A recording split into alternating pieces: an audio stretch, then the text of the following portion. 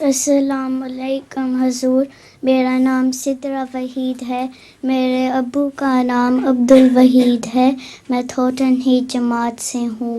حضور، میرا پہلا سوال یہ ہے کہ جس چیز میں جیلیٹین ہو کیا ہم وہ کھا سکتے ہیں؟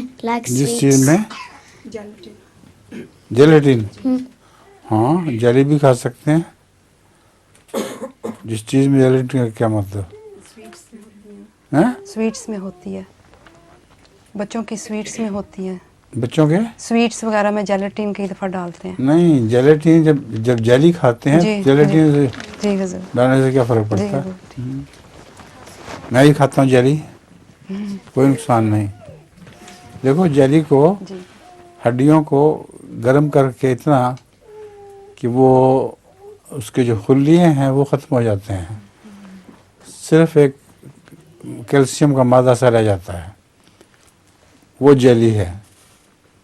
اس میں یہ بحث نہیں ہے کہ مرد مردار کا جو کی ہڈیاں یا کس چیز کی ہیں، وہ سب ایک اثر نو وہ خوراک بن جاتی ہیں جو منع نہیں ہے۔